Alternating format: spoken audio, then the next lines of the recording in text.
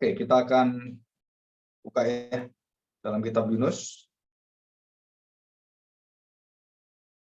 Yunus pasal 1 ayat 1. Yunus pasal 1 ayat 1. Yunus mengingkari atau istilahnya itu menolak ya, atau menyangkal panggilan Tuhan. Datanglah firman Tuhan kepada Yunus bin Amitai demikian. Jadi datanglah firman itu berarti Allah masih berbicara, Allah masih mencintai, Allah masih memberikan hatinya kesetiaan, dan terus Allah akan membimbing bangsa Israel untuk kembali kepada Tuhan sebagai Allah mereka. Datanglah firman Tuhan kepada Nabi Yunus bin Amitai demikian. Yang kedua, bangunlah, pergilah. Jadi bangunlah, pergilah ke Niniwe, kota yang besar itu, berserulah terhadap mereka, karena kejahatannya telah sampai kepadaku. Jadi Tuhan memberikan seorang nabi supaya menyatakan, memberitakan apa yang akan Tuhan lakukan kepada orang-orang di Niniwe, yaitu kebinasaan, penghakiman, dan penghukuman. Ya, di Niniwe itu kita akan belajar ini. Nah, perhatikan baik-baik ayat yang ketiga. Tetapi Yunus bersiap untuk apa? Bukan untuk mengerjakan, bersiap untuk diutus oleh Tuhan, bersiap untuk melakukan dengan taat. Tapi Yunus jelas sekali di sini bersiap untuk melarikan diri. Nah, kita lihat ya, melarikan diri. Nah, di dalam melarikan diri itu, di dalam bahasa ininya, di dalam bahasa aslinya, kalau kita lihat itu, kialeha itu merupakan melawan sebenarnya. Jadi menolak, bukan hanya menolak, dia sengaja untuk menentang. Ya, kialeha itu. Jadi di dalam bahasa Ibrani itu sebenarnya ada kekuatan sastranya, ada kekuatan intinya, makna katanya itu kalau kita pelajari itu sangat kaya sekali. Nah, kita tidak belajar di dalam detailnya hal-hal seperti ini, karena itu biasa di kelas hermeneutik dan semuanya. Nah, kita melihat apa artinya mengingkari, yaitu melawan sebenarnya. Jadi melawan dengan segala pikiran dan perasaan yang tidak bisa terima. Jadi pola pikir sebenarnya yang mempengaruhi, hatinya yang mempengaruhi. Dan perhatikan baik-baik, saya ulangi, tetapi Yunus bersiap untuk melarikan diri ke Tarsis, jauh dari hadapan Tuhan. Nah, perkataan jauh dari hadapan Tuhan ini berulang-ulang. Melarikan diri ke Tarsis, jauh dari hadapan Tuhan, ia pergi ke Yafo, ya, kota yang dekat laut itu, yang di ujung, yang paling ujung itu, di Yafo itu. Kenapa dia ke Yafo? Ia pergi ke Yafo dan mendapat di sana sebuah kapal. Itu tempat pelabuhan ya, sebuah kapal. Dan kapalnya lumayan besar. Yang akan berangkat ke Tarsis. Dan ini jauh ke Tarsis, lebih jauh lagi ya. Perhatikan baik-baik. Ia membayar biaya perjalanannya. Jadi bahkan melarikan diri itu dia mau membiayai, dia rela keluar dananya, uangnya semua, dan dia memakai semuanya itu untuk melarikan diri kepada Tuhan. Dengan apa? Dengan anugerah Tuhan. Bisakah anugerah Tuhan itu membuat orang melarikan diri? Bisa. Karena pikirannya tidak seturut dengan kehendak Tuhan. Jadi yang membayar biaya perjalanannya, dari mana biaya itu semua? Itu berasal dari Tuhan semua, anugerah Tuhan. Dan dia melarikan diri dari panggilannya yang juga anugerah. Jadi seluruh anugerah Tuhan yang mengepung dia, yang melingkupi dia, itu menjadi satu kekuatan untuk menyadarkan Yunus. Tapi Yunus semakin keras hatinya, semakin melarikan diri, dan semakin menjauh terus. Itu artinya menolak dengan tegas, atau bahasa sehari-hari itu menolak mentah-mentah, istilah mentah-mentah, ya, mentah-mentah. Nah, kita akan lanjutkan. Lalu Yunus naik kapal itu untuk berlayar bersama-sama dengan mereka ke Tarsis. Dan jelas dikatakan di sini, jauh dari hadapan Tuhan. Jadi status Yunus apa? Nabi yang dipanggil, nabi yang dipilih Tuhan, nabi yang diurapi Tuhan, nabi yang sungguh-sungguh dikenal Tuhan. Tetapi karena pola pikirnya berbeda, Yunus menolak dan melarikan diri. Semakin jauh, dan bahkan jauh. Dan nanti jauh yang terakhir adalah di dalam perut ikan. Apa maksudnya perut ikan? Itu adalah neraka, lambang neraka. Di dalam perut bumi. Dan itu dikatakan Tuhan Yesus dalam Matius 12 bahwa anak manusia akan mati seperti Yunus dalam perut ikan 3 hari, dan dia mati dikubur dalam bumi 3 hari. Dan itu menunjukkan satu tempat di mana Tuhan tidak ada di sana, tidak ada penyertaan di sana, dan itu kesempatan terakhir. Yunus itu adalah tanda bagi bangsa Israel, tanda kesempatan terakhir. Kalau kamu tidak menerima Kristus Yesus, kalau kamu tidak menerima berita dari Yunus yang dari Allah, kalau kamu tidak menerima Yesus Kristus adalah utusan Allah, maka tidak ada kesempatan lagi kamu ditolong, diselamatkan. Itu artinya. Jadi jauh dari mana? Dari tempat panggilannya dia menjauh. Biasanya ke timur. Ya, menjauh lagi ke atas, menjauh lagi sampai di Yafo. Dari Yafo dia menjauh lagi kemana? Ke Tarsis. Jauh lah itu naik kapal. Jadi kenapa dia menjauh? Karena dia tidak mau menjadi penginjil bagi orang-orang Niniwe. Tidak mau menjadi nabi bagi orang-orang Niniwe. Kenapa ini bangsa biadab, bangsa yang kurang ajar? Ini harusnya bangsa ini dibunuh saja, dibinasakan, tidak layak. Perhatikan ini ya. Jadi penilaian dia, pandangan dia, dan hati dia itu cenderung untuk menilai panggilan Tuhan dengan janji Tuhan yang seolah-olah berlawanan. Kan bangsa yang dipilih Tuhan itu Israel. Kenapa Israel gak kamu tolong, kok kamu nolong bangsa lain? Dan di sini Tuhan menunjukkan belas kasihannya. Kenapa? Karena tanpa belas kasihan, bangsa Israel pun ke depan tidak bisa ditolong. Bangsa Israel akan dibinasakan Tuhan sama. Dan hanya kaum sisa yang dipelihara Tuhan untuk menghantar dan mewujudkan rencana Mesias dalam perjanjian baru. Itu kaum sisa, kaum remnant. Sebagian besar Israel dibuang Tuhan. Dan betul-betul dibuang Tuhan. Dan tidak termasuk di dalam umat pilihan Tuhan dan umat perjanjian Tuhan. Yang menentang Tuhan seperti Bani Korah, yang menentang Tuhan, yang semua orang-orang yang diminta air itu, dan kemudian yang menuntut daripada Israel dan dibinasakan, dan banyak puluhan ribu orang mati di padang belantara, dan generasi Musa tidak boleh masuk ke tanah perjanjian. Dan itu semua adalah karya Tuhan. Dan kita tidak bisa untuk melawan ini, karena ada satu misteri panggilan ini. Jadi kalau saya dipanggil, kamu harus ke orang-orang yang paling kamu nggak suka dan kamu ada di sana, kamu jangan melarikan diri. Kenapa? Karena disitulah ada panggilan Tuhan, dan disitulah karya Tuhan akan dibukakan dan sangat ajaib sekali. Ya, oke, kita akan melanjutkan ini ya. Kita akan melanjutkan. Nah, perhatikan baik-baik. Jadi semakin jauh, semakin jauh, semakin jauh. Jadi sampai kemana jauhnya? Mati. Apa artinya mati? Kalau saya mati, ya udah. Berarti kan Tuhan tidak akan mampu untuk menyelamatkan Niniwe karena saya dipakai, saya mati. Udah selesai. Apakah seperti itu? Enggak. Kasih Tuhan dan kesetiaan Tuhan itu tidak pernah bisa dihalangi, bahkan sampai maut pun, kematian. Dan Yunus ditolong Tuhan dengan luar biasa. Dan kita harus ingat, kalau kita melarikan diri dari panggilan Tuhan, dari jabatan-jabatan yang Tuhan berikan kepada kita, yang harus kita emban menjadi seorang penginjil, menjadi seorang misionaris, jangan pernah engkau melarikan diri. Semakin kamu jauh, semakin sakit nanti Tuhan hajar kamu. Semakin kamu lakukan jauh sekali Tuhan dengan kasih, dengan hajarannya. Maka kalau anak yang salah bisa diberitahu dan hanya dinasihati, dan dia bisa ngerti dan taat. Tapi ada anak yang nggak bisa dinasihati, diteriaki nggak bisa, dan harus dikebukin supaya dia sadar. Jadi kalau ada seorang anak tanya pada mamanya, kenapa kamu dorong saya sampai jatuh dan saya sampai lecet-lecet? Ya karena kamu mau ditabrak oleh kereta api. Kalau kamu nggak didorong oleh papamu atau mamamu, kamu udah mati. Jadi luka-lukamu itu untuk menyadarkan kamu bahwa kamu akan ditolong karya yang besar dari Allah.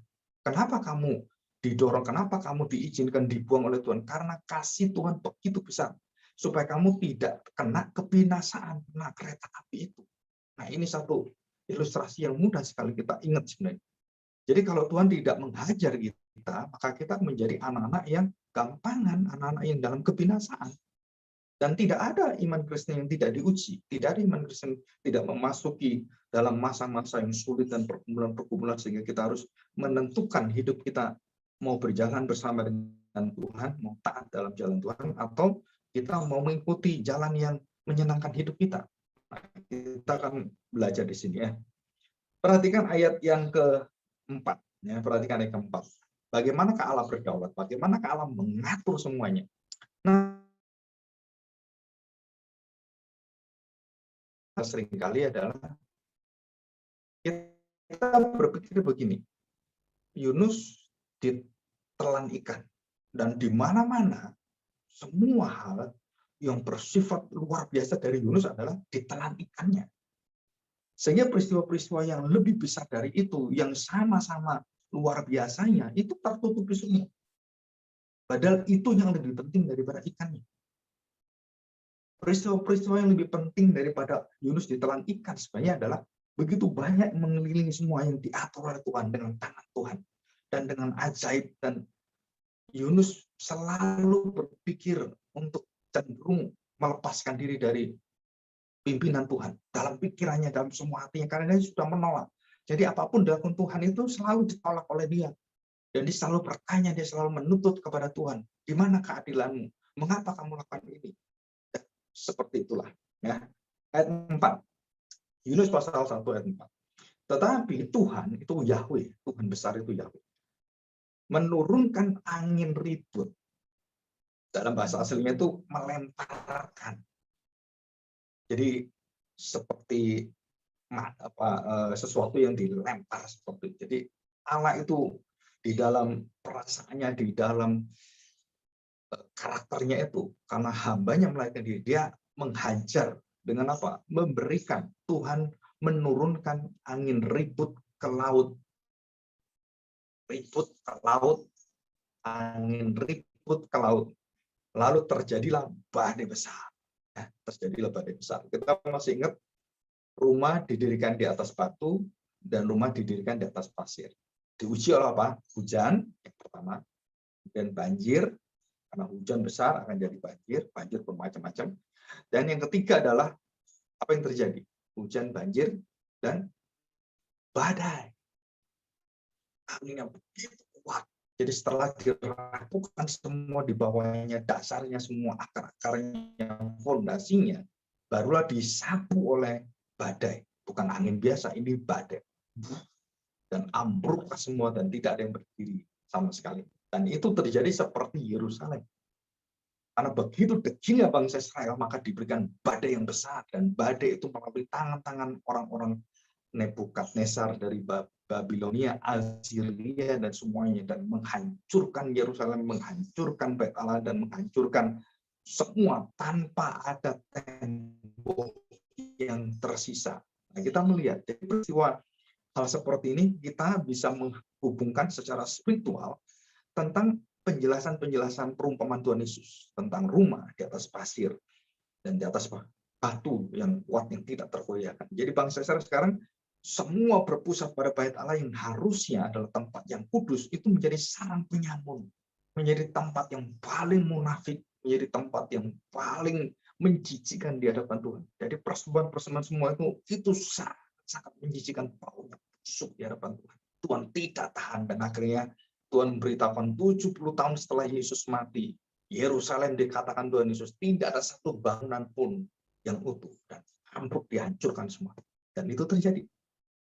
Ya, luar biasa ini. Dan terjadilah badai besar sehingga kapal itu hampir-hampir terpukul hancur. Ini belum hancur ya, gitu. Dan kapan itu hancur? Pasti ada yang benda keras dan hancurlah, atau dengan ombaknya terpukul hancur. Ada yang kelima, awak kapal menjadi takut. Jadi yang sadar siapa sekarang? Yang takut siapa sekarang? Orang-orang yang bukan nabi, bukan Yunus yang takut, tapi orang-orang tidak dipanggil Tuhan itu yang takut, yang mencari Allah. Nabi ini melarikan dari Allah, orang-orang di sekitarnya mencari Allah. Aneh sekali. Aneh sekali. Jadi seorang nabi dipanggil jelas, dengan panggilan yang jelas, dengan suara dari Tuhan langsung, mendapatkan langsung pimpinan dari Tuhan dan dipanggil oleh Tuhan.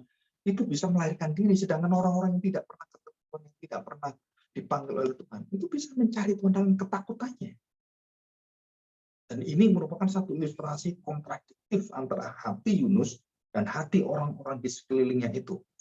Dan ini luar biasa sekali. Jadi kalau kita belajar teologi biblika itu jauh lebih dalam daripada teologi sistematika. Karena semua teologi sistematika itu berasal dari teologi biblika. Sumbernya itu firman Tuhan, Alkitabnya. Cerita-cerita firman Tuhan yang kemudian diolah dengan logis, dengan naturalis, dengan pikiran-pikiran rasional manusia, kemudian dibentuklah sistem teologia. Jadi mulai doktrin Alkitab, doktrin Allah, semua itu di sini. Tapi itu bukan Alkitab, itu semua menunjukkan kepada kekayaan Alkitab. Jadi kita harus belajar di mana? Belajarlah langsung Alkitab. Dan saya berkali-kali selalu mengatakan pada murid-murid jemaat dan semuanya, belajarlah jangan dari buku dulu, baca Alkitab terus. Dan kamu akan mendapatkan sumber yang luar biasa, karena itulah firman yang kekal. Buku-buku tafsir dan semuanya, itu semua mengacu pada Alkitab. Jadi kalau kamu mau mendapatkan sumber yang murni, belajarlah Alkitab. Dan kita akan diberi kekayaan yang luar biasa. Ya, jadi mereka takut, apa yang dilakukan mereka? Berteriak-teriak. Nah, ayat 5. Awak kapal menjadi takut, masing-masing berteriak-teriak. Kepada siapa? Allahnya.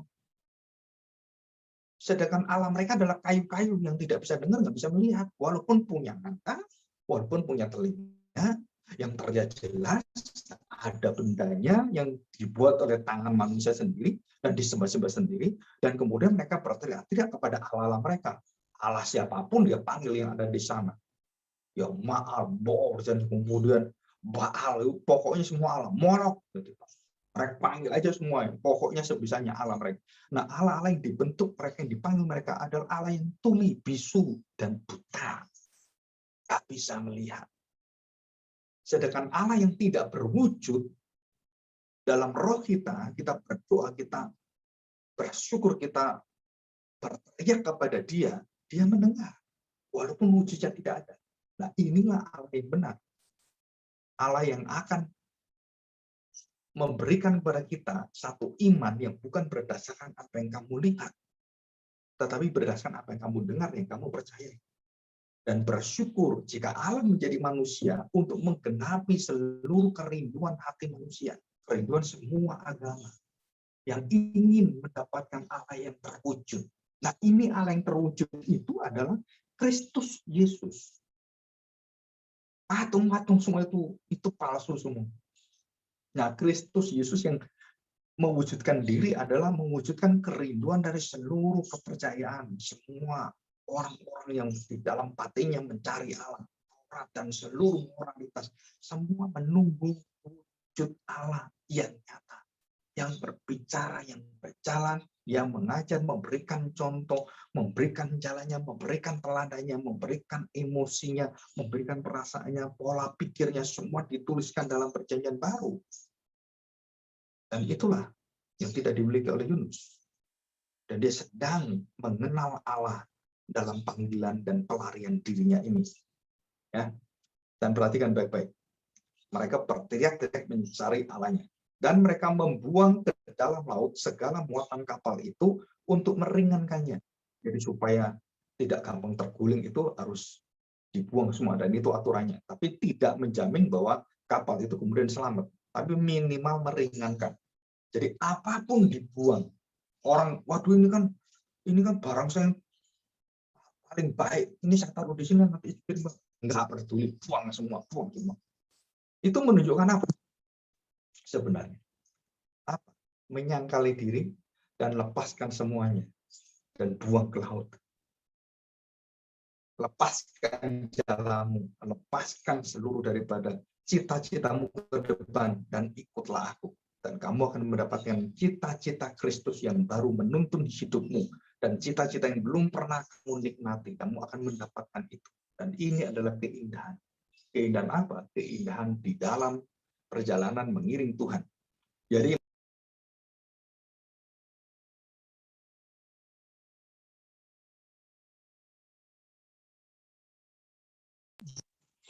nah, kita harus tahu.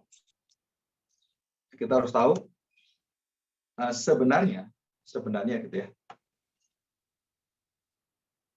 sebenarnya yang kita lihat di sini, mereka berusaha dengan segala cara mereka. Untuk apa? Menyelamatkan diri, menyelamatkan kapalnya, menyelamatkan semua muatannya. Malah nggak bisa. Mereka harus melepaskannya semua. Ya, mereka harus melepaskannya semua. Nah, kita break sebentar di sini. Ya, kita break sebentar.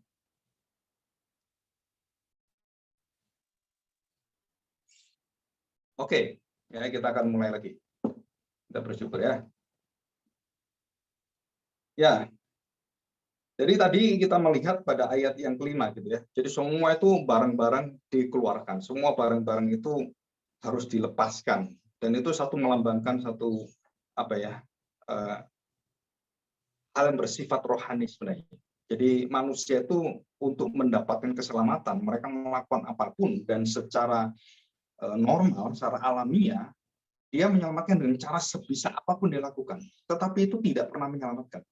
Jadi agama-agama dan juga apapun yang kita pelajari gitu ya, apapun yang kita pelajari, sebenarnya manusia semakin berusaha itu dia semakin dalam kehancuran. Manusia semakin berkuasa gitu kan. Itu juga akan semakin membawa manusia itu semakin jauh dari Tuhan di situ. Ya. Nah, kita akan lanjutkan. Apa yang terjadi dengan Yunus? Kan mereka tadi kan berteriak-teriak gitu ya.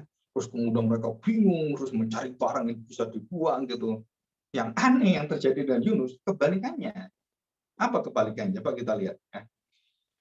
Ayat yang kelima B. Tetapi Yunus telah turun ke dalam ruang kapal. Dan yang paling bawah, jadi paling buritan di bawah. Kan aneh ini. Orang lagi rame-rame gini, ada badai gini, dia malah turun. Terus kemudian masuk paling bawah, di paling pojok, dan dia tidur di situ. Lalu tertidur dengan nyenyak. Bayangin nyenyak. Oh, enak sekali. Itu kayak dinina bobok kayak bayi gitu kan. Kalau bayi kan digoyang-goyang gitu kan dia tidur, seneng kan. Nah ini Yunus ini kayak bayi ajaib ini. Jadi goyangan daripada badai itu gak membuat dia melek. Nah ini peristiwa ini seperti Tuhan Yesus yang murid-muridnya ketakutan karena ada badai itu. Dan Tuhan Yesus tidur di sana karena kelelahan. Kalau Yunus ini kan karena melarikan diri. Dan dia memang sengaja dan saya nggak tahu, dia cepat sekali tidurnya. Nah, Tuhan Yesus juga sama posisinya. Dan ditegurnya sama dengan murid-muridnya, dengan orang-orang itu. Dan apa yang kita melihat dari seluruh peristiwa Yunus dengan Tuhan Yesus itu sangat indah. Kalau kita petakan gitu ya, kita buat diagramnya, apa yang terjadi Yunus, apa yang terjadi Tuhan Yesus itu hampir mirip semuanya. Tetapi yang di sini bukan melahirkan diri, di sini taat, yang di sini melahirkan diri. Yang di sini menjalani kehendak Tuhan dengan 100% dengan sempurna, di sini nggak ada sempurna, udah hancur aja. Gitu. Ya. Nah, perhatikan ya, ayat yang ke-6. Yunus pasal 1 ayat 6. Datanglah nakoda mendapatkannya sambil berkata, bagaimana mungkin engkau tidur begitu nyenyak. Mereka tuh heran, kok bisa kamu sudah tidur? Gini seperti ini. Ini manusia atau bukan? Babi atau gimana gitu? Kok bisa tidur kamu itu? Kita sudah setengah mati, sudah seperti ini, udah orang kayak apa histeris, kemudian ketakutan yang luar biasa. Yunus santai saja. Itu menunjukkan apa? Satu kemalasan spiritual yang digugah oleh Tuhan. Satu kelemahan daripada roh Yunus itu yang didorong oleh Tuhan, yang dihentakkan oleh Tuhan. Disengat dengan kata-kata yang ada supaya dia terkala dan dia sadar dia di mana. Dia sedang melarikan diri dari bantuan. Tapi dia baru sadar. Dan orang-orang itu marah-marah seperti itu. Ya kita lihat. Bagaimana mungkin engkau tidur begitu nyenyak? Bangunlah, berserulah kepada Allahmu. Jadi mengingat Yunus supaya sadar siapa? Orang-orang yang tidak beragama itu, orang penyembah berhala. Dipakai oleh Tuhan untuk menyadarkan kita supaya kita kembali kepada Tuhan. Bisa nggak ini seperti ini? Bisa. Jadi kita diperingati dengan penghakiman Tuhan melalui siapa? Orang-orang sekeliling kita yang bukan orang Kristen. Dan mereka menegur kita, menyadarkan kita, kenapa kamu nggak beribadah? Kenapa kamu nggak sholat minggu? Kenapa kamu tidak melakukan ini lagi? Dan kita sadar. Kenapa sadar? Nah, kita harus tahu sebenarnya. Kita harus tahu. Apa yang kita harus mengerti adalah mereka menegur Yunus dan mengatakan kalimat yang sama persis dengan kalimat Tuhan Yahweh. Itu yang unik. Itu keajaiban yang luar biasa. Jadi yang kita lihat adalah, oh ikan itu ajaib. Terus kemudian, ini orang-orang yang istilahnya itu apa ya kalau kita ngomong, hal-hal yang sangat indah, sangat bagus. Gitu. Nah, kita perhatikan di sini, bangunlah bersyukur pada Tuhan Allahmu, dan persis yang sama kalimat dari orang-orang yang berdosa itu, yang kafir, yang berhala itu, bisa dipakai oleh Tuhan mengkopi kalimat Tuhan persis, dan kata-katanya tusuk hati Yunus. Di situ. Kita harus sadar baik-baik. Kita harus sadar baik-baik. Kalau ada orang yang bukan sesama kita dan bukan orang agama lain, bukan seiman dengan kita, saudara seiman dalam kita, itu bisa menegur kita, bisa memperingatkan kita, itu artinya kita terlalu jauh melarikan diri dari kehendak Tuhan. Dan kita harus kembali. Dan kita lihat reaksi itu ya. Nah, perhatikan baik-baik. Bangunlah, berserulah kepada Allahmu, barangkali Allah itu akan mengindahkan. Jadi mendengarkan, mengindahkan, mengiyakan seruan kita, akan mengindahkan kita sehingga kita tidak binasa. Kita bisa lepas daripada bencana ini. 7. Lalu berkatalah mereka satu sama lain. Ya, karena Yunus berdiam diri, ditegur itu. Yunus berpikir dan dia kemudian mulai hatinya bergolak luar biasa, terjadi peperangan dalam batinnya, di dalam rohnya itu dengan roh Tuhan yang menggoncang seluruh hidup dia, ya, menggoncang seluruh hidup dia. Dan apa yang terjadi? Begini, ayat yang ke-7. Lalu berkatalah mereka satu sama lain. Jadi Yunus sudah bangun ini ya. Marilah kita buang undi supaya kita mengetahui karena siapa. Jelas ya, karena siapa. Yang ditunjuk itu pribadi yang ada di kapal itu. Siapa ini menyebabkan kita ditimpa oleh malapetaka ini? Mereka membuang undi dan Yunus selain kena undi langsung satu. Nah, kamu. Gitu kan? Dan ayat 8, berkatalah mereka kepadanya, beritahukanlah kepada kami karena siapa kita ditimpa oleh malapetaka ini.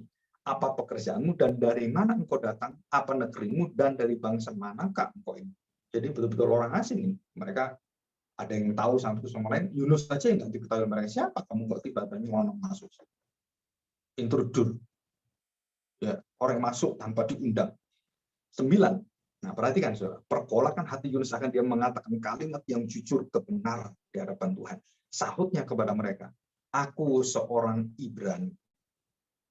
Aku takut akan Tuhan, Allah yang empunya langit, yang telah menjadikan lautan dan daratan. Apa yang terjadi? Orang-orang itu menjadi sangat takut. Lalu berkatalah kepadanya, apa yang telah kau perbuat? Sebab orang-orang itu mengetahui bahwa ia melarikan diri jauh dari hadapan Tuhan. Hal itu telah memberitakannya kepada mereka. Jadi ketiga kali, jauh lagi di tengah lautan. Dan mau mati ini. Dan apa yang dikatakan? Ayat 11, bertanyalah mereka, akan kami apakan engkau? Nah, mereka kemudian bersepakat untuk apa? Nah, supaya kami selamat, kami apakan engkau ini? Bagaimana ini? Jadi masih ada menghormati manusia, masih ada harga diri, martabatnya masih ada di situ. Dan apa yang terjadi? Yunus menyaut seperti ini. Ya. Akan kami apakan engkau supaya laut menjadi reda dan tidak menyerang kami lagi, sebab laut semakin bergelora. Jadi waktu mereka berkata mengundi cepat itu, laut itu tambah besar. 12, saut Yunus pada mereka, angkatlah tilammu. Masih ingat kan? Angkatlah aku, campakkanlah aku. Jadi tadi kan melarikan diri. Tuhan kemudian tidak mencampakkan Yunus. Nah, Yunus mencampakkan dirinya. Dengan cara apa? Biar dia mati tengah laut. Kena badai itu. Ya udah, matilah aku.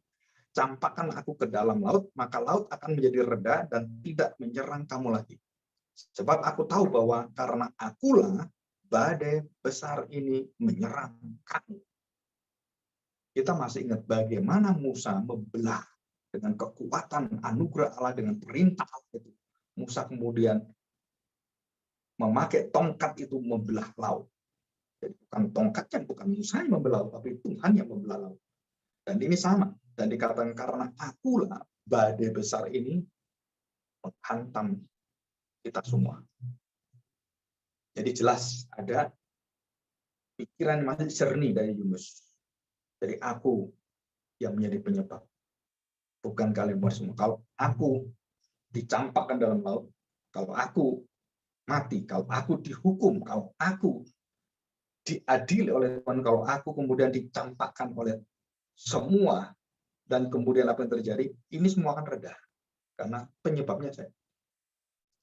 Nah, dan tidak tawar-menawar, lalu berdayunglah orang-orang itu dengan sekuat tenaga untuk membawa kapal itu kembali ke darat. Lihat ya, orang-orang bermoral itu masih punya hati. Aduh, kamu kan mati. Enggak, ayo kita usaha lagi. Jangan seperti itu. Ya, jadi ada pergumulan. Tapi nggak bisa. Perhatikan, tetapi mereka tidak sanggup sebab laut semakin bergelora menyerang mereka. Semakin tinggi, semakin udah deket aku udah mati semua. 14, lalu berserulah mereka kepada Tuhan, katanya.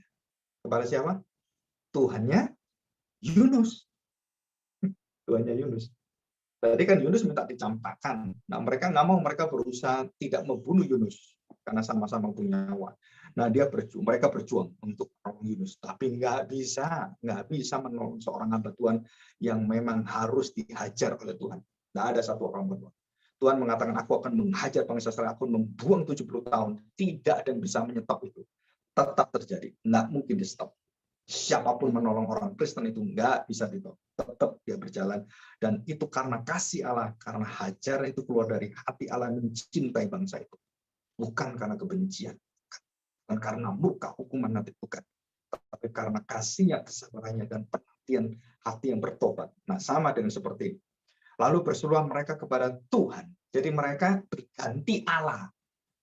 Seluruh kapal itu berganti Allahnya dan menyerukan pada Allah siapa? Bukan berhala-berhala itu. Yahweh, Tuhan. Ya Tuhan, janganlah kiranya Engkau membiarkan aku binasa karena nyawa orang ini. Dan janganlah Engkau tanggungkan kepada kami darah orang yang tidak bersalah. Sebab Engkau, Tuhan, telah berbuat seperti yang Kau kehendaki. Lihat kalimat ini. Ini persis kalimat ditujukan kepada Kristus. Dan mereka anggap itu Yunus sebagai nabi Allah. Dan ini adalah orang pilihan Allah. Dan mereka sangat takut kalau sampai orang yang benar itu mati. Jangan sampai seperti itu. Ya Tuhan, janganlah kiranya Engkau membiarkan kami binasa karena nyawa orang ini. Dan janganlah Engkau tanggungkan kepada kami darah orang yang tidak bersalah. Sebab Engkau, Tuhan, telah berbuat seperti yang Kau kehendaki. Ayat 15, kemudian mereka mengangkat Yunus lalu mencampakkan ke dalam laut dan laut itu berhenti. Jadi mereka waktu mengangkat Yunus, mereka sudah berdoa, jangan sampai kami itu membunuh orang yang tidak bersalah. Jadi mereka masih menganggap seorang nabi itu nggak bersalah, bersalah. Dan hanya Kristus, nabi yang tidak bersalah, satu-satunya di antara segala nabi dan segala nabi yang tidak bersalah cuma Kristus. Dan dicampakkanlah Yunus dalam laut. Perhatikan baik-baik. Laut itu berhenti mengamuk. 16, orang-orang itu menjadi sangat takut kepada Yahweh. Terjadilah satu pengertian baru, terjadi satu teologi yang baru, terjadi satu penyembahan kembali dari berhala kepada Allah yang sesungguhnya. Dan bagaimana mereka akan dituntut Tuhan, kita nggak tahu. Ini satu misteri semua. Seluruh awak kapal itu bagaimana mengenal Allah dan menyembah Allah dan melihat karya Allah pada Yunus, apakah mereka menerima atau tidak. Yang kita tahu mereka betul-betul kelihatan sekali mengakui Yahweh itu. Lalu mempersembahkan korban sembelian kepada Yahweh, Tuhan, serta mengikrarkan nazar. Dan jelas ini kita lihat ayat ini. Mereka ikrar bahwa Yahweh Engkau adalah Allah kami. Luar biasa. Nah, kejadian seperti ini tidak pernah kita pikirkan dalam kitab Yunus. Jadi pelarian Yunus membuka seluruh belas kasihan Allah kepada seluruh orang kapal mengenal Allah dan menerima Allah, bernasar bagi Allah. Ini ajaib ini. Ajaib ini. Dan sama dengan peristiwa yang ada dengan ikan yang memakan Yunus nanti. Sama-sama ajaibnya. Dan semua orang bersama dengan Yunus bisa mengakui Yahweh sebagai Allah mereka dan memberikan persembahan. Bukan kepada berhala-berhala, tetapi kepada Yahweh, Tuhan. Tuhan yang besar. Yang nanti terwujud dalam Kristus. Tandanya sama semua. Luar biasa ini. Sangat membukakan kebenaran-kebenaran yang sangat ajaib. Ya, kita bersyukur. Kenapa? Di sinilah kita melihat bahwa Yunus itu bukan cerita cuman ya sekolah minggu yang nempel di kepala kita, Yunus dimakan ikan selesai digambar. Oh, jauh lebih dalam dari itu. Jauh lebih hebat dari itu. Kalau kita teliti, kita mempelajari dengan hati kita, dengan jiwa kita, dengan roh daripada roh Tuhan, Roh Kudus, maka roh kita akan dibukakan ini dengan luar biasa. Dan kita bersyukur. Ajaib sekali, termasuk dalam hidup kita nanti. Jika roh kita itu sudah dicelikan oleh Tuhan, yang terjadi setiap ada dalam peristiwa-peristiwa yang terjadi dalam hidup kita, itu sudah dirancang oleh Tuhan. Bahkan, maafkan saya, ya, kita melakukan apapun, kita meludah pun, kita bernafas pun, itu di dalam seluruh rancangan kedaulatannya, di dalam pemeliharannya, di dalam topangannya, termasuk Yunus hari ini. Dan membawa orang-orang itu bertemu dengan Tuhan, Yahweh. Hebat sekali. Ini luar biasa. Misi. Walaupun kamu melarikan diri pun masih bisa bermisi. Masih bisa dipakai Tuhan. Apalagi kamu taat. Luar biasa. Wah, kita kalau memikirkan misi-misi, coba kita pikirkan misi yang gagal. Wah, nggak ada gunanya. Semua kosong, nggak ada orang yang datang. Oh, kamu nggak tahu Yunus. Yunus itu misinya gagal. Kalau kita lihat dari hari yang kita baca, di kapal, gagal dia dicampakkan dalam laut. Tetapi orang-orang di dalam kapal itu menerima Yahweh, menerima Allah. Gagalkah Yunus? Tidak. Wah, ini kita harus sadar. Kalian akan diutus sebagai misionaris. Saya juga seorang misionaris, seorang gembala, seorang pendeta, seorang pengajar, dan banyak pekerjaan-pekerjaan Tuhan berikan kepada saya. Tetapi itu semua adalah anugerah dan saya tidak mau minta, saya tidak mengemis-ngemis ke orang. Enggak. Sampai hari ini tidak ada satu jabatan saya yang saya minta dan saya rindukan, saya inginkan. Tidak ada. Itu semua mengalir. Karena saya taat dan menyerahkan hidup saya pada Tuhan. Tuhan mau pakai, silakan. Dan di situ kita bersyukur. Ya, ayat 17. Nah, ini ayat yang menjadi tanda petik, ayat yang luar biasa, ayat emas. Padahal nggak ada. Di hadapan Tuhan tidak ada yang luar biasa dan biasa. Tidak ada yang mengejutkan Tuhan dan tidak ada yang melemahkan Tuhan. Mujizat bagi Tuhan lumrah biasa. Bagi kita mujizat. Bagi Tuhan itu nggak ada masalah. Jadi pandangan kita tentang mujizat dengan Allah memandang mujizatnya beda kita dengan Tuhan. Nah, kita harus bisa merasakan apa yang Tuhan rasakan. Dan Tuhan tidak membedakan rambut yang jatuh dengan perkawinanmu. Rambut yang jatuh runtuh, yang rontok itu dengan peristiwa laut terbelah. Sama-sama ajaibnya. Seluruh hidup kita ini keajaiban Tuhan. Itu namanya miracles. Di atas miracles. Keajaiban di atas keajaiban itu adalah apa? Waktu roh kita melihat semua penyertaan Immanuel dalam seluruh hidup kita mengatur semua, itu keajaiban semua. Nafas kita bisa tetap berjalan seperti itu aja. Jantung kita bisa berdetak. Itu aja. Nah, 17. Maka atas penentuan Tuhan, ini di garis bawah, penetapan Tuhan, keputusan Tuhan yang tepat, Tuhan datanglah mendatangkan seekor ikan besar yang menelan Yunus. Itulah. Dan Yunus tinggal di dalam perut ikan itu selama 3 hari 3 malam lamanya. Kita melihat di sini keistimewaan daripada Yunus.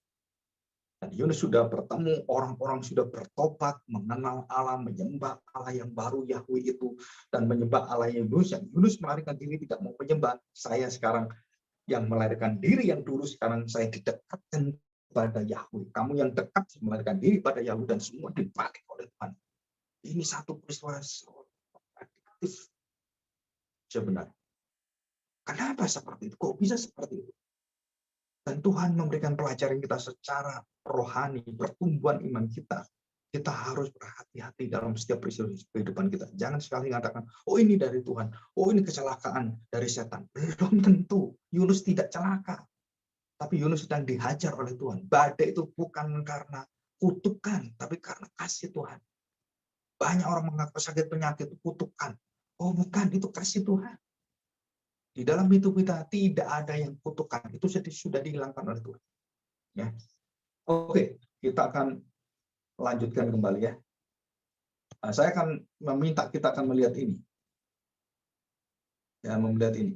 Saya akan share screen ya, supaya kita lihat sebentar. Sudah saya kirim di WA, bisa dilihat semuanya ya. Nah, kita lihat ini. Tadi yang saya jelaskan ini semuanya. Nah, sekarang kita masuk ke yang kedua dan beberapa poin yang ada. Ya. Nah, di sini Yunus manusia firman, the man of words. Ya. Nah, ini kita melihat bahwa Yunus itu mengalami kemalasan, keengganan rohani. Ya, keengganan rohani sangat bahaya sekali. Nah, di sini kita melihat apa yang menyebabkan Yunus seperti itu. Kita akan teliti baik-baik nanti bersama-sama. Dan kemudian bagaimana Allah menetapkan itu. Dan tujuan cerita dari Yunus itu apa? Tujuannya cuma satu. Mereka akan datang kepada anugerah dan kasih karunia Allah di dalam Kristus. Dan Yunus itu ke sana tujuannya. Dan Yunus akan menerima anugerah Allah. Dan orang-orang Niniwe akan menerima anugerah Allah. Dan bangsa Israel juga akan menerima anugerah Allah. Jika mereka datang bertobat berbalik kepada Allah. Maupun Yunus sebagai nabi. Atau bangsa Niniwe orang biadab itu. Ataupun bangsa Israel orang pilihan. Semua membutuhkan kasih anugerah Allah ke sana. Dan Kristus yang bisa memberikan jaminan itu. Nah, kita bersyukur. Kita akan tutup ini. Ya. Dan kita akan kembali pembahasan. Kita buka Yunus 2. Ya, kita buka Yunus 2.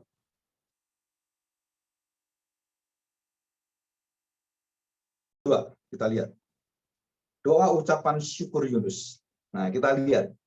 Yunus ada perubahan hati yang kelihatan sekali walaupun nanti belum tuntas. Ya, perubahan yang tidak langsung radikal selesai belum. Dan ada proses-proses yang luar biasa di sini. Doa ucapan syukur Yunus. Ya, doa ucapan syukur Yunus. Demikian. Ya, demikian firman Tuhan. Berdoalah Yunus kepada Tuhan Allahnya dari dalam perut ikan. Jadi Yunus berdoa kepada siapa? Tuhan Allahnya. Tuhan adalah Tuhannya. Tuhan adalah pengabdiannya. Tuhan Allahnya dalam perut ikan. Apa yang dikatakan? Ya. Yang dikatakan ini ada sangkut pautnya dengan apa yang dialami oleh Kristus. Ya, katanya ayat 2. Yunus pasal 2 ayat 2. Katanya, dalam kesusahanku aku berseru kepada Tuhan. Dan ia menjawab aku. Dari tengah-tengah dunia orang mati aku berteriak. Dan kau dengarkan suara. Luar biasanya. Dalam kesusahanku, di tengah-tengah dunia orang mati, kau dengarkan suara. Ayat yang ketiga. Telah kau lemparkan aku. Betul kan? Tadi kan? Jadi bukan hanya Yunus dilemparkan. Badai juga dilemparkan oleh Tuhan. Ya. Dan semua itu akhirnya diberikan untuk apa? Membawa Yunus bertemu dengan Tuhan dan memperbarui semua konsep yang rusak tentang panggilan Tuhan yang ada dalam hidupnya dia. Yang kemudian dikaburkan oleh pola pikir yang salah. Bahwa orang pilihan Tuhan, orang yang baik, orang yang luar biasa dipakai oleh Tuhan itu tidak mengalami hukuman, tidak mengalami pengadilan, tidak mengalami hal-hal yang jahat, tidak mengalami sakit penyakit, tidak mengalami hal-hal yang bersifat kebangkrutan, kemiskinan. Oh, bukan itu artinya, bukan itu. Ya, perhatikan baik-baik. Ayat yang keempat. Ya, saya bacakan dari ayat ketiga. Telah kau lemparkan aku ke tempat yang dalam, ke pusat lautan, ke dalam lautan. Lalu aku terangkum oleh arus air. Ya, semua menguling semua. Jadi dalam perut ikan itu Yunus itu dikoncang-koncang juga sama di kapal. Coba kita pikirkan baik-baik. Yunus dalam perut ikan, pegang apa dia? Enggak ada pegangan. Bayangkan 3 hari, 3 malam. Mabuk kamu. Bukan. Ikan begini. dan muter-muter terus. Maka dia mengatakan, aduh lebih baik kau mati daripada aku di sini. Terus lapar dia, aduh kemana lapar. Dan perut ikan besar itu biasanya ada ikan-ikan kecil. Dan saya percaya orang Jepang itu belajar dari Yunus makan ikan-ikan mentah. Dan Yunus waktu di dalam perut ikan seperti itu apa? Dia makan apa? Makan ikan yang ada. Dan itu gelap gulita. Ini bisa dimakan, makan aja. Hal-hal seperti ini yang kita mau pikirkan, kita mau lebih dalam, kita merasakan apa yang dirasakan Yunus, bagaimana keadaan di sana. Oh, itu membawa satu pertumbuhan kepercayaan kepada Tuhan yang luar biasa. Di dalam segala kebutaannya Yunus kemudian diberikan mata rohani kecelikan terang Allah dalam perut ikan. Dan dia berseru kepada terang itu. Dan dia memohon pada terang itu. Luar biasa. Dalam kegelapan ikan, dia tidak bisa melihat sinar kekuatan kehidupan baru yang ada di sana. Tapi dia berseru pada Tuhan, bahkan aku mati pun engkau bisa membangkitkan aku sebenarnya. Iman itu yang luar biasa dari manusia. Iman itu ada dalam Abraham, ada dalam Isa, ada dalam Yakub, dan semua orang percaya memiliki ini. Iman kebangkitan, iman mengalahkan kematian. Orang Kristen kalau tidak percaya iman kebangkitan, sia-sialah kamu. Dan ini sudah dalam ambang kematian. Yunus sudah berpikir, matilah. Enggak ada. Tapi Tuhan katakan, waktu kamu berkata, tidak ada harapan. Tuhan katakan, selalu ada sambung harapan. Tahu artinya? Sambung harapan. Kamu selalu mengatakan titik, Tuhan katakan. Titikmu tak kasih, iya. Jadi koma. Titik kasih, iya. Koma. Manusia sudah putus asa. Tuhan katakan, selalu ada. Bukan putus asa, sambung asa. Dan ini perkataan Tuhan dalam kehidupan Yunus. 4. Dan aku, ya, sebentar, ayat yang ketiga, terangkum dalam arus air, segala gelora dan gelombangmu melingkupi aku. 4. Dan aku berkata, telah terusir aku dari hadapan matamu. Mungkinkah aku memandang lagi baitmu yang kudus?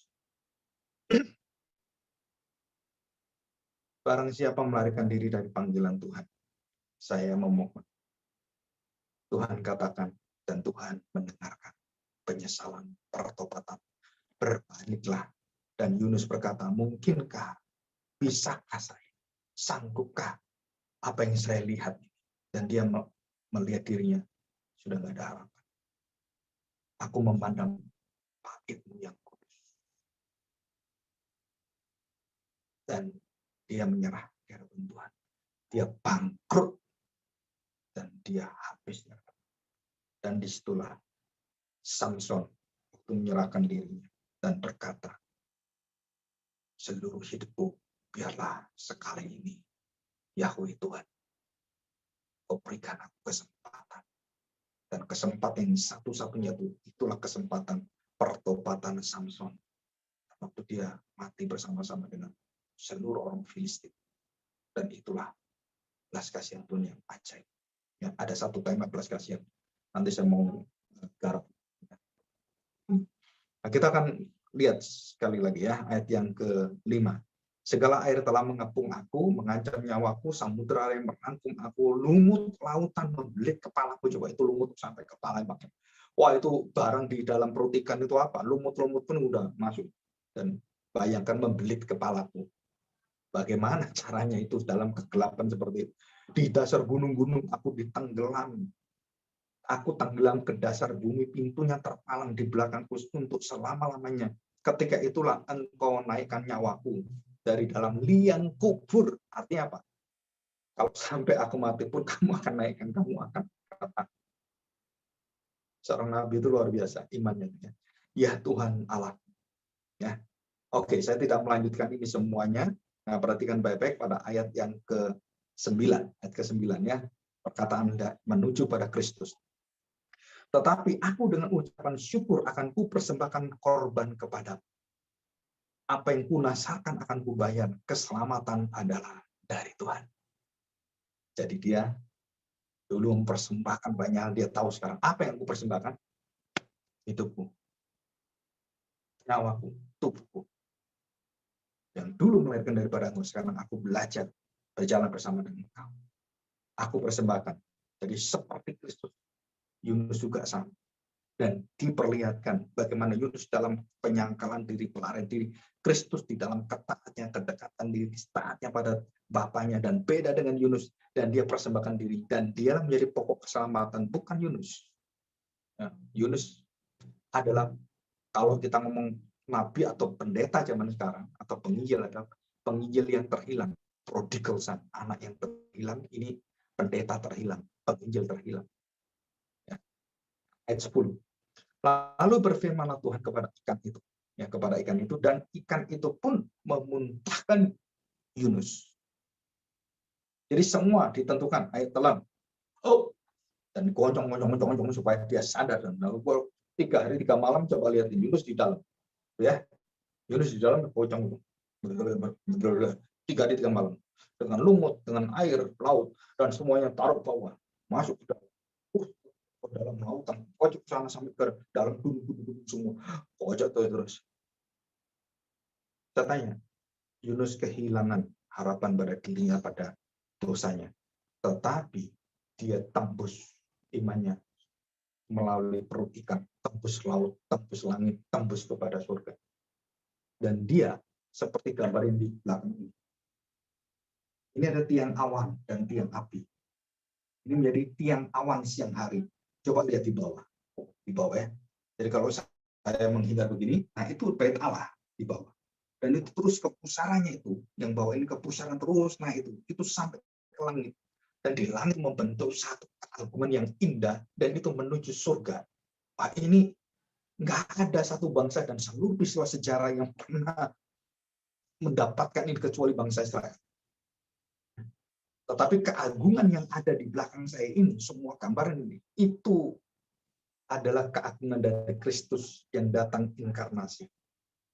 Sama itu dengan belakang. Itu adalah Kristus. Wujud teofani Allah yang menjaga bangsa siang dan malam, 40 hari 40 malam. Dan kasutnya nggak rusak, bajunya nggak rusak. Dan itu di belakang. Dan bagaimana mereka menyusun kerajaan-kerajaan itu menjadi 4 yang menunjukkan Injil, dan 4 dibagi 3 menunjukkan tentang kesatuan, unity daripada Allah Tritunggal yang menggarap itu semua dengan luar biasa. Wah, itu indah sekali, ya, indah sekali. Oke, kita masuk pasal yang ketiga. Ya, kita akan istirahat sekitar berapa menit, ya? 10 menit. Jadi nanti 11.35 itu udah siap di tempat, ya. Oke, kita akan istirahat sebentar. 10 menit. 11.35 harus masuk. Terima kasih, ya. Tuhan berkati. Oke, kita lanjutkan. Yunus pasal 3. Yunus pasal 3, ya. Pertobatan Niniwe. Walaupun ini singkat dalam masa Yunus itu, dan setelah itu Niniwe juga akan dihancurkan Tuhan dan dibinasakan Tuhan, tetapi Tuhan masih memberikan kesempatan kepada bangsa-bangsa yang seperti ini, ya, yang keji biadab, yang kejam sekali. Nah, kita lihat pertobatan Niniwe. Perhatikan baik-baik. Datanglah firman Tuhan kepada Yunus untuk kedua kalinya. Jadi kedua kali. Tadi yang pertama kan dia menolak, dia melarikan diri jauh seperti itu kan. Nah, sekarang Yunus untuk kedua kalinya menerima firman Tuhan. Ya, ayat yang kedua. Bangunlah, pergilah ke Niniwe, sama kota yang besar itu, dan sampaikanlah kepadanya seruan yang kufirmankan kepadamu. Apa seruannya? Pertobatan, ya. Bersiaplah Yunus lalu pergi ke Niniwe sesuai dengan firman Allah. Nah, ini sudah salahnya tepat. Hatinya masih bergelora, masih belum searah. Dan Tuhan tuntun itu. Berjalan, dan kemudian dalam ketidakmengertian, dalam kesalahmengertian, Yunus masih berjalan bersama dengan Tuhan. Dan kepadanya apa yang difirmankan itu akhirnya dia jalani. Ayat yang ketiga, ya. Niniwe adalah sebuah kota yang mengagumkan besarnya. 3 hari perjalanan luasnya. Jadi kita jalan kaki, Niniwe itu kamu kelilingi jalan puter gitu, 3 hari. Jadi kalau kita kira-kira berapa kilo gitu ya kelilingnya? Lebih daripada 50 kilo kalau kita keliling. Jadi berapa itu, ya?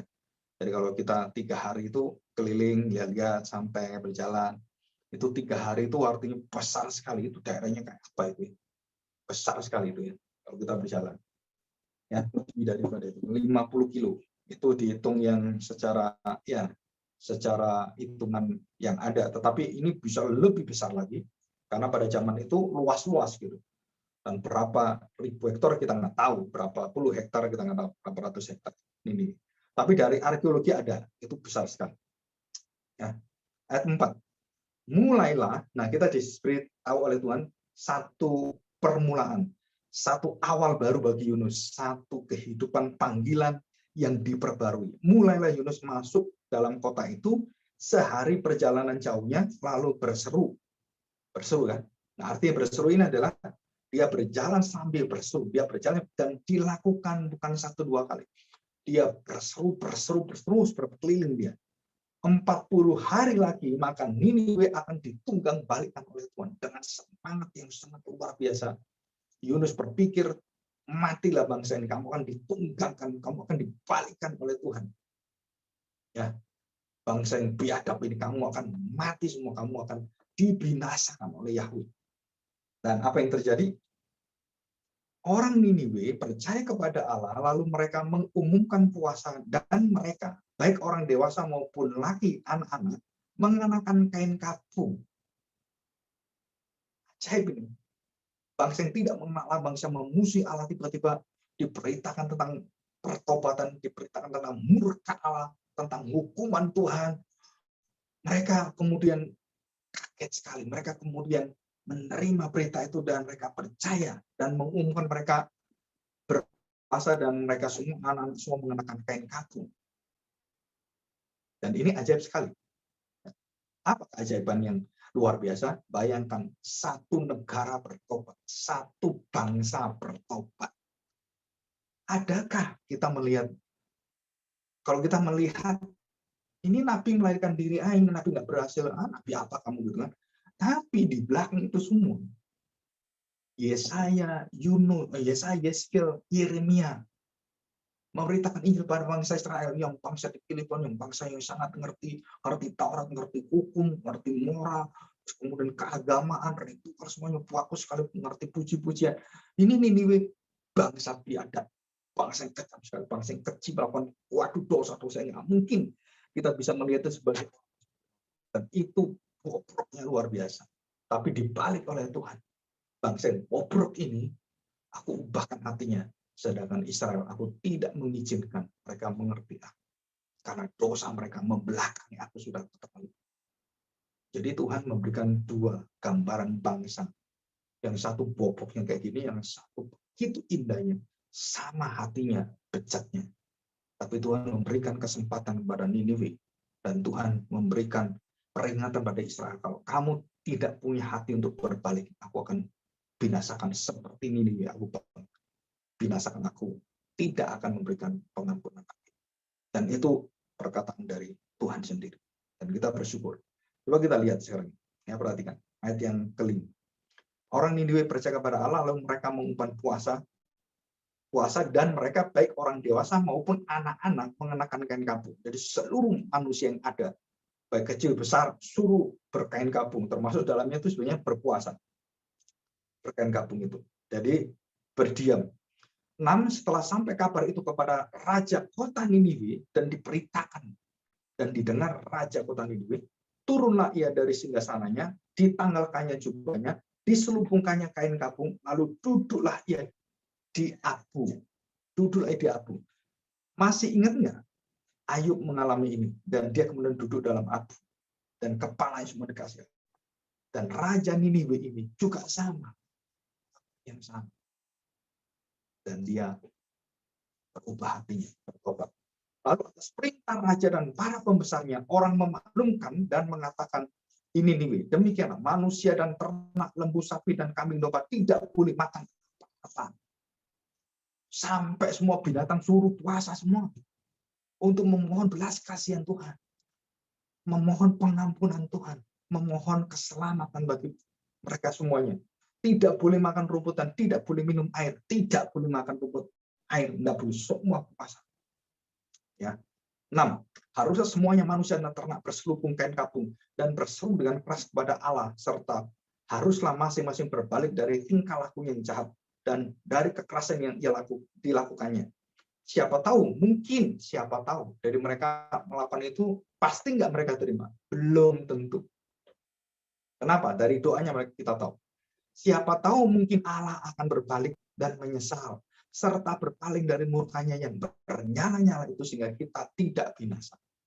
Ketika Allah melihat perbuatan mereka, ketika Allah melihat perubahan hati mereka, dan Allah menggerakkan mereka dengan kuasanya yang tersembunyi, misteri anugerahnya. Maka saya tuliskan judulnya adalah Misteri Anugerah Allah membalikkan hati Yunus, membalikkan hati orang-orang di kapal, dan kemudian membalikkan Raja Niniwe, dan membalikkan semua hati bangsanya dari kecil besar sampai yang tertua. Luar biasa, ini misteri. Bagaimana? Itu kuasa Allah dan bukan kuasa kita. Itu pekerjaan Allah, bukan pekerjaan kita. Sehingga tidak binasa. Karena Allah melihat perbuatan mereka itu, yakni bagaimana mereka berbalik dari tingkah laku yang jahat, maka menyesalah Allah. Karena malapetaka yang dirancangkannya terhadap mereka, dan ia pun tidak jadi melakukannya. Oke, kita akan masuk pada pasal yang keempat. Perhatikan baik-baik. Ya. Pasal keempat. Ayat 1, Yunus belajar menginsafi, jadi belajar sadar, belajar bertobat, belajar mengakui kesalahan-kesalahan, bahwa Allah mengasihi bangsa-bangsa lain. 1, Yunus 4 ayat 1. Tetapi hal itu sangat mengesalkan hati Yunus, lalu marahlah ia. Jadi, saya seorang hamba Tuhan penginjil, satu bangsa bertobat, saya malah marah.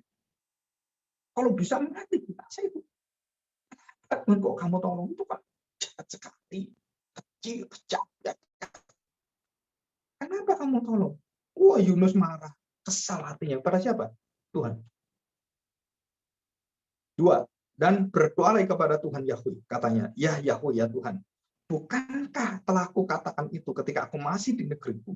Itulah sebabnya, maka aku dahulu melarikan diri ke Tarsis. Kenapa? Karena aku tidak mau melihat mereka bertobat. Sebab aku tahu bahwa Engkaulah Allah yang pengasih dan penyayang, yang panjang sabar dan berlimpah kasih setia, serta yang menyesal karena malapetaka yang tidak ditatangkannya. Jadi sekarang ya Tuhan, cabutlah kiranya nyawaku, karena lebih baik aku mati daripada hidup. Jadi kita lihat, cintanya Yunus kepada bangsa Israel tidak mau membuka hati pada keselamatan bangsa-bangsa lain, pertobat bangsa lain. Yunus begitu begitu orang membabi buta, fanatik dengan bangsanya, dengan pilihannya, dengan sunatnya, dengan Tauratnya, dan dia tidak mau bangsa lain menerima semua keselamatan dari Tuhan, kasih dari Tuhan, pengampun dari Tuhan. Nah, itu milik kita, bukan orang lain. Dan aku nyesel, aku marah Tuhan. Dia bukan umat pilihan. Kenapa kamu tobatkan satu bangsa lagi? Sampai rajanya, sampai anjing-anjingnya, sampai kepada kambing, domba, sapi semua. Wah, apa kita pikir baik-baik? Apa yang ditolak oleh Yunus sebenarnya? Jadi Yunus memiliki patriotisme yang nasionalisme ini kebablasan. Akhirnya dengan nasionalisme, Hitler membunuh orang-orang Yahudi 6 juta dan membunuh yang lain 60 juta orang. Di tangan Hitler, manusia mati karena dia mengatakan, kami bangsa Arya, bangsa yang paling hebat. Dan yang lain melawan, tak bunuh semuanya. Dan itu berlaku dalam sepanjang sejarah hidup manusia. Mulai Alexander the Great, mulai Julius Caesar, semua orang-orang Nebukadnezar semua. Pembunuh-pembunuh yang kejam sekali. Jadi sekarang ya Tuhan, cabutlah kiranya nyawaku, karena lebih baik aku mati daripada hidup. Tetapi firman Tuhan, layakkah engkau marah? Ya, dan apa yang kita melihat di sini ayat yang ke-6. Lalu atas penentuan Tuhan, tadi kan ikan ditentukan, badai ditentukan. Sekarang apa? Atas penentuan Tuhan Allah, tumbuhlah sebatang pohon jarak melampaui kepala Yunus. Dan ini penentuan yang ajaib. Ini ajaib semua. Bukan kita pohon apa ajaibnya? Ajaib kenapa? Tiba-tiba ada di atas kepala Yunus. Agar ia terhibur daripada kekesalan hatinya. Allah menghibur Yunus dengan apa? Dia berikan rindang, pohon yang rindang, dan dia supaya tenang, ditenangkan Tuhan, diberikan kesabaran, Tuhan memikir dengan baik-baik, dan Tuhan berikan kesempatan itu. Dan apa dikatakan, Yunus sangat bersukacita karena pohon jarak itu. Tetapi keesokan harinya, ketika fajar menyingsing, atas penentuan Allah lagi. Nah, ini penentuan yang selanjutnya.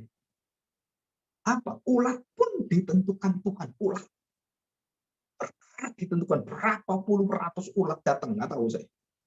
Tetapi apa yang terjadi atas penentuan Allah, datanglah seekor ulat yang menggerek makan semua pohon jara itu sehingga layu.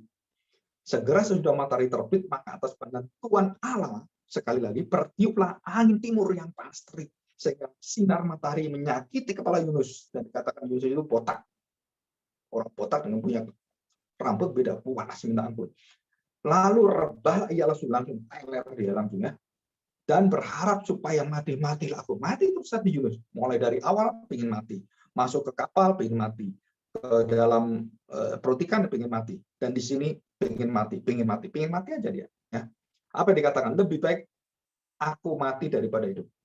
Lebih baiklah aku mati daripada hidup. Lebih baik mati saja daripada hidup. Melihat kenyataan ini. Dan firman Tuhan sekali lagi sama. Layakkah engkau marah karena pohon jara itu? Selayaknyakah aku marah sampai mati, kata Yunus. Kamu tidak berbuat apa-apa kok marah-marah. Apa hasil usaha? Lalu Allah berfirman, engkau sayang kepada pohon jara itu. Nah, perhatikan. Ya, engkau sayang pada pohon jara itu. Dan Tuhan mengatakan, sama. Aku mengangkat dan menumbuhkan pohon jara yang begitu rindang, begitu bagus adalah sama dengan bangsa Niniwe. Nah, perhatikan ya. Perhatikan. Engkau sayang kepada pohon jara itu, yang untuknya sedikit pun engkau tidak berjerih payah, dan yang tidak engkau tumbuhkan, yang tumbuh dalam satu malam, dan binasa dalam satu malam sungguh. Dari siapa itu? Aku. Aku mau kasih, aku mau cabut, aku mau tanam. Itu aku semua. Berguna untuk menyadarkan kamu. Semua kebaikan Tuhan itu. Bagaimana aku sayang kepada Niniwe, kota yang besar itu, yang berpenduduk lebih dari 120.000 orang, yang semuanya tidak atau membedakan tangan kanan dan tangan kiri dengan ternaknya yang banyak. Dan disinilah kalimat terakhir. Kita harus berpikir baik-baik. Jadi kita lihat semua kelemahan Yunus, pemikirannya, pandangannya, pola hidupnya, cara bergaulnya. Tuhan Yesus mengatakan apa? Kasihilah Tuhan Allahmu dengan segenap hatimu, jiwamu, ragamu. Dan ada hukum yang sama yang tidak boleh kamu lepaskan. Kasihlah sesamamu manusia. Apakah Yunus melakukan? Apakah Yunus mengasihi sama manusia? Dan itulah inti daripada pertobatan, inti daripada keadilan Allah, inti daripada penghakiman. Jadi waktu Tuhan menghakimi, Tuhan memberikan kesempatan pertobatan, dan Tuhan tidak menghakimi dengan kejam, Tuhan tidak dengan tangan besi, tapi Tuhan menghakimi dengan belas kasihan yang Dia berikan pada orang-orang yang bertobat saja. Dan Dia bukakan semuanya, silakan. Semua yang lesu berbeban berat, ayo datang padaku. Dan inilah menjadi jiwa seorang penginjil, jiwa seorang misionaris, jiwa seorang yang diutus oleh Tuhan, yang tetap dengan kekuatannya dia memandang dan dia melihat semua yang terjadi dalam hidup, baik sesuatu yang enak atau yang tidak enak, yang menentukan atau yang memanaskan kepalanya, semua untuk membawa dia melihat besar kasih setia Tuhan dan anugerah yang tercurah dalam hidupnya, dan dia bersyukur selalu. Maka disitulah Tuhan berkata kepada mereka, layakkah engkau marah kepada? Dan begitu banyak peristiwa dalam hidup saya juga, dengan hidup kalian juga sama. Kita mengalami saat-saat yang paling sulit dalam hidup kita. Kita berpikir, aduh, saya sudah nggak layak. Udahlah, saya lari aja dari Tuhan. Tapi kenyataannya, Tuhan berkata, semakin kamu lari, semakin aku tarik dengan kekuatan, dengan kasih, dengan kesabaran, dengan kemurahan dan belas kasihan. Dan kita bersyukur. Mari kita berdoa. Kita tutup hari ini dengan satu doa, dengan perkataan Tuhan. Layakkah kita marah pada saat seluruh kejadian dalam hidup kita itu datang dan pergi, tanpa kita punya andil apapun dalam hidup kita. Bersyukur jika kita bisa mengalami pendidikan tanpa membayar semua jerih payah orang lain yang mendukung kita. Bersyukur kita menjadi anak tidak pernah berjerilah untuk menghidupi diri sendiri, dan banyak hal-hal yang lain. Tetapi kita bersyukur hari ini, karena hati Tuhan tidak pernah tertutup untuk bangsa-bangsa lain. Dan pilihan Tuhan kepada kita adalah dasar dari kita mengasihi orang-orang di sekitar kita. Pengampunan Tuhan kepada kita, dasar dari kita mengampuni orang-orang lain. Kalau tidak, kita akan dibinasakan. Tuhan, inilah satu peringatan-Mu yang begitu keras, tetapi juga mengingatkan kami, begitu lembutnya hati Tuhan jika kami berbalik. Baik Daud yang berdosa luar biasa, baik Salomo, siapapun Tuhan, termasuk kami percaya Tuhan berikan Roh Kudus yang bisa membalikkan hati kami. Di nama Tuhan kami Yesus Kristus, kami serahkan doa kami. Amin.